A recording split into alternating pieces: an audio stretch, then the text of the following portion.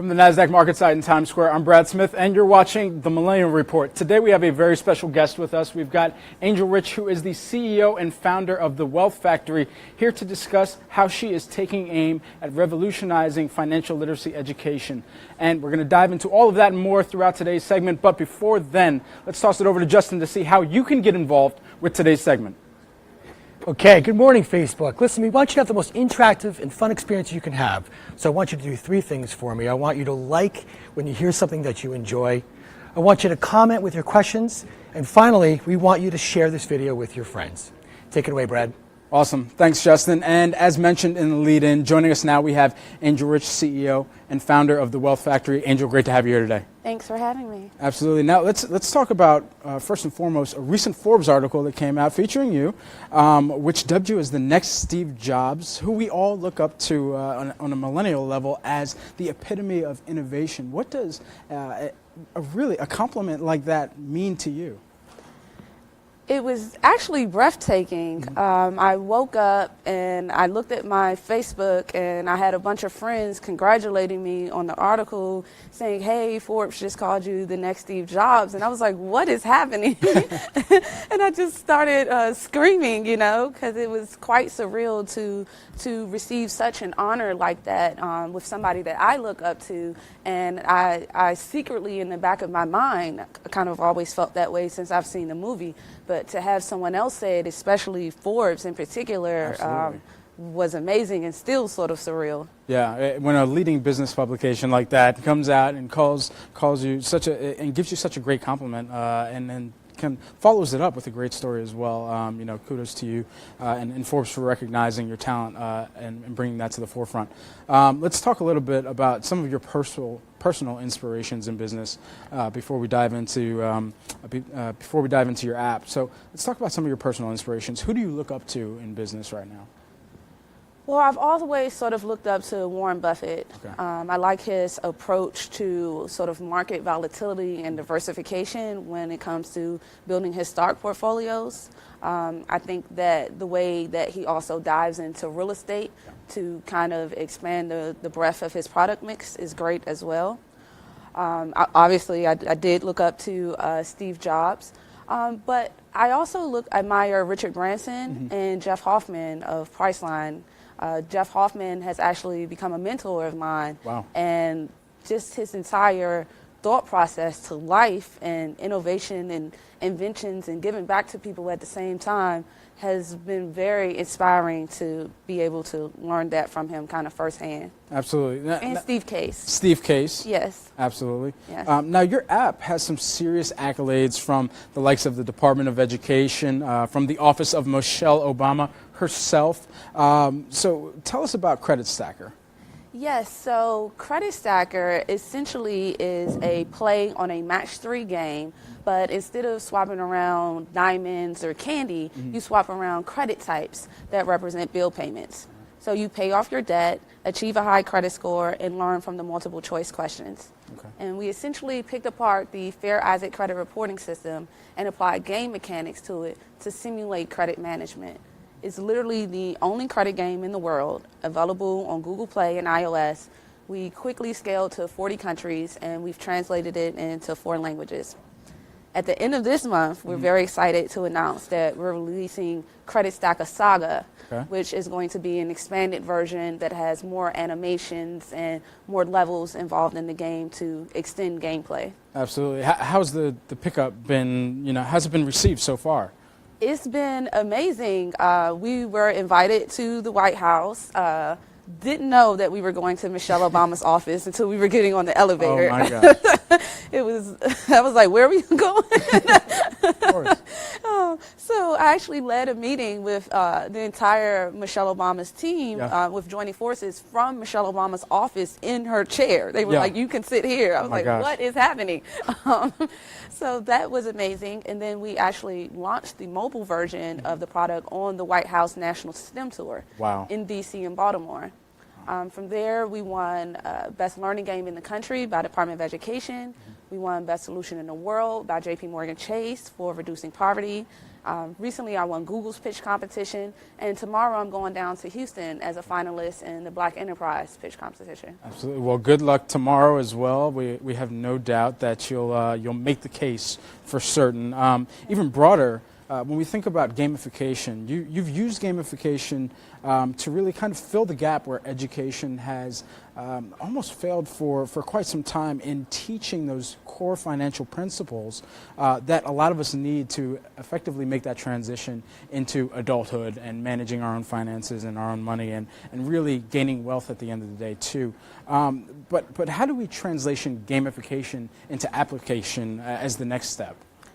Yeah, I completely agree with you. That's actually why before starting my company, I became a global market research analyst for Prudential Financial. So I'm the author of the first ever African American financial experience study, the reason that there's currently blacks in life insurance commercials. I was able to prove that blacks own more life insurance at an equal or higher value than other races. And when Obama was bringing the troops home in 2010, he actually called on Prudential and they called on me to do the research. And I came up with a plan for employment, housing, and education. And then I conducted about 70 other financial behavioral studies because I wanted to really figure out the key variables that would actually move behavior within people from all different type of demographics and learning styles. And so we sort of took that research and embedded it within the game to be able to simulate that sort of behavioral economics play, if you will, but hiding it in a game so you're intrinsically learning the information without necessarily realizing that you're learning it because you're motivated by external rewards. So we basically wanted to trick people into improving their financial behavior by teaching them the skills necessary in the game. So when we think about funding and some of your competitors out there, I read it through the story, but let's talk funding. There's a significant gap in, what your competitors have received and what you received. What were the exact numbers? Yes, so what's actually interesting and a little whatever, since the article, my competitor has actually raised $190 million. Wow. And the article stated 75. It's actually 190 million now. Okay. And we've only raised 215,000. Wow. And so to the point of the research, we've actually had 2 research studies conducted on our product where financial literacy rates go up by 42% after 12 weeks, 25% after an hour, and we beat our competitor in that competition where we won Best Learning Game with the Department of Education. We're also international, mobile, have been tested for special needs, and actually go after the underserved community who I would deem needs financial literacy the most. Absolutely. So it is quite interesting how a product that is not as heavily validated as ours continues to raise money while we have every sort of validation possible, and we still kind of struggle with those disparities. So I guess knowing that mentally, when you're going into pitches, how do you keep that in your head, keep that in the back of your mind, but still prepare to give an effective presentation as well? Well, I liken it to everything that goes up must come down. Yeah. And so I feel as though while they might be first in the market in terms of a financial education technology product, I feel we're going to be the people that last in the long run. Okay. So we might have a little bit of a hard time in the initial beginning, but once we're able to firmly put ourselves into the school systems and be able to get over that funding threshold where we will be expanding across the world internationally, not just focused on America. We believe at the end of the day, we will be that financial literacy product that people rely on and come back to because we have the research to actually validate how our product improves people. And that's not something that you can just do kind of overnight. Right. That takes a long time to develop that research and development into a product. Absolutely. For some of the viewers out there that might be watching today who are starting their own businesses, perhaps they're in this same millennial category that we find ourselves in, you've got this experience giving great pitches on amazing stages. what piece of advice would you give to them as they might prepare for some type of pitch competition that they find themselves in?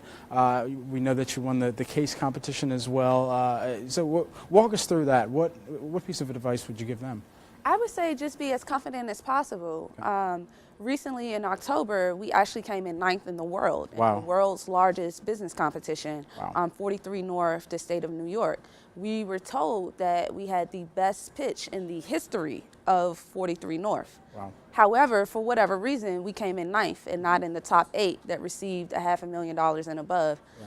Although we also came and we also won the People's Choice Award. Okay. So sometimes you just have to be resilient. Yes. You know, you have to know what you're worth inside. It definitely was a down period for about a month, like what just happened. Right. But about 6 weeks after that, we won Best Learning Game with the Department of Education. And even though that didn't come with any money, it picked my confidence back up because I knew we had the best product. Sure. And so I think that no matter what happens, you just have to remain confident inside.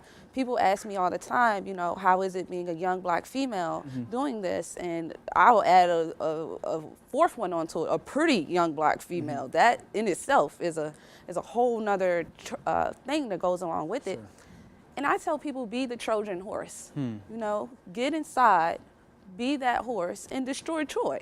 People tend to underestimate you, so use it to your advantage. Let people underestimate you and get all of that information from them, build your company up to a sizable point, and then take them over. And so that's kind of been my approach. Absolutely. Now, you know, less than 1/5 of VC-backed companies are women-led. You know, how do we start to close that gap, which is really considerable right now? Yes, that's kind of why I'm wearing my Black Tech Matters. Okay, Black Tech. Because not only the numbers actually get a little bit more dismal than that. Yeah. Only 4% of companies are represented by black women. Wow. And even worse, only 0.02% of funding went to black women last year. Wow. Despite black women having the most successful ventures out of the entire world. Okay. Also, diverse companies tend to outperform other companies by 35%. So it doesn't make sense why the numbers, why the funding is not going towards minorities and women, when obviously minorities and women are actually outperforming the status quo. So just from a business perspective, it would make sense to invest more in women and minorities. Absolutely. Now, you know, at this stage in your career, with so many accomplishments, so many accolades, what is next? You know, what's kind of what you have your sights set on now as the next major kind of benchmark that you want to make sure that you hit? Well, we're in the process of raising $1 million. Okay. We would like to close it in the next 60 to 90 days. Okay. Obviously, with the Forbes article coming out, we have a ton of investors coming at us. We still welcome more the merrier. Always. Always. And it's been going really well. And so we would like to get that closed, launch Credit Stacker Saga at the end of the month, and continue to expand that game across the world and start building out the other 11 games that we have planned. We've already designed the next game. It's called Crash. We're actually working with PayPal on that. Wow. And we plan to release that in August. So we have games that walk people from birth to retirement, and we plan to simulate an app along with each one of those. Wow. So we would like to get those games out and raise the funding to be able to do that. Excellent. And PayPal listed here on Nasdaq as well, so they're one of our good friends, part of the Nasdaq family, and Amazon as well, who rang the opening bell, who you actually have a book available on Amazon right now, The History of the Black Dollar. Tell us about that and what kind of went into writing the book. Were there any interesting stats, stories that came out of your research?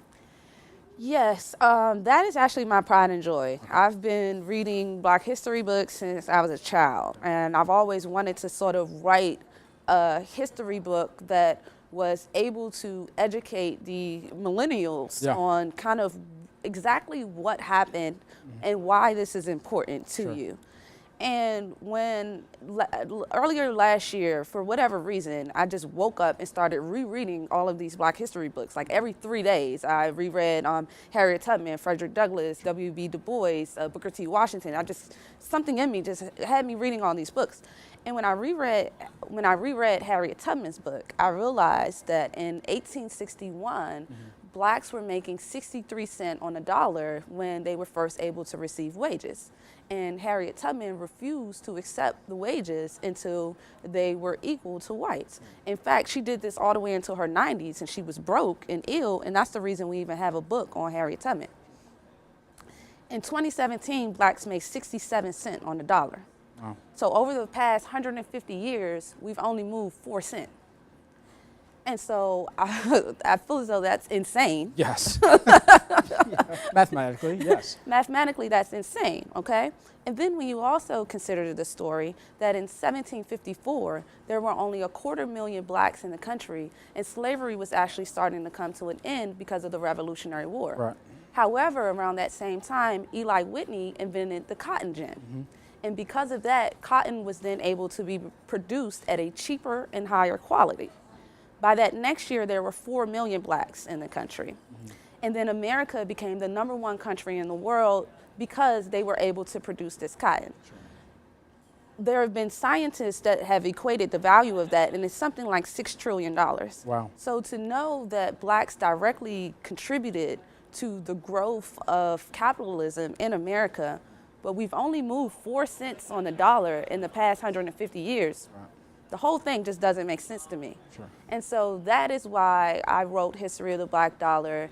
It takes people on an economic journey to describe the different periods throughout Black history that directly contributed to the economics of America. And then we also highlight civil rights leaders as well as rising Black tech stars right now. Oh, wow. That aren't getting attention. Sure. You know, people like Rodney Williams and Frederick Hudson and Trevor Brooks and Stephanie Lampkin. You know, these people that have invented amazing things Right. and are doing amazing things, but they're not getting nowhere near the amount of attention that they should. And so we kind of want to bridge the two worlds together and help people understand the past as well as where the present is currently going, and have baby boomers having conversations with millennials and vice versa to figure out how we can firmly leverage, you know, economic empowerment in this whole tech movement as sort of the next civil rights agenda. And I think people like Center for Global Policy Solutions, MMTC, I was just with Jesse Jackson, with Rainbow Push. I think a lot of people are starting to realize that we really have to come together on financial economic empowerment mixed together with technology as sort of the next civil rights movement. Absolutely. You mentioned a lot of great young leaders in tech. So naturally, as you know, one of the homes of tech, with so many tech leaders listed here on Nasdaq, you know, the Facebooks, Netflix, Amazon, Alphabet, so forth, we have to ask you, what's your favorite piece of tech out right now? My favorite piece of tech out right now, I would actually have to say Alexa. Alexa. Yeah. Ooh, that's my favorite too. Yeah, I think that's cool. I got some plans for Alexa. You know, I think that's really cool. I also like the IBM Watson. IBM Watson. Oh okay. yes. All right. Oh yes. It's shaping intelligence as we move forward, especially when we think about healthcare and the major ramifications that it could provide for that whole industry and sector. You know, preventing a lot of diseases where we wouldn't have had the same intel previously. So Definitely. it's one area that excites me as well. Definitely. Eventually, with the combination of our games together, we believe we'll be able to, in some form, predict the stock market. Okay. And so I definitely see a road for artificial intelligence being involved in our company. I came up with an algorithm for the stock market back in college and won Goldman Sachs Portfolio Challenge. Right. And people ask me all the time, why don't I just start a hedge fund? Yeah. Which would be very easy for me to do. But I think it's more important to figure out how to leverage technology to educate people on a larger level. There are currently 3 billion people in poverty. Wow. And 1.5 billion of them have smartphones. So there is a huge opportunity to to leverage technology on smartphones to be able to reduce poverty and increase wealth. Absolutely. Angel, great to have you here on this episode of the Millennial Report, and awesome to discuss the future of financial literacy education. And we look forward to hearing great things, more great things to come, especially from the upcoming competition down in Houston, Texas, correct? Yep. Perfect. Well, we'll have to have you back soon, and we'll have to hear the results of that. Ladies and gentlemen, thank you for tuning in to today's episode of the Millennial Report. Stay tuned for more coming from the Nasdaq market site throughout the rest of the day.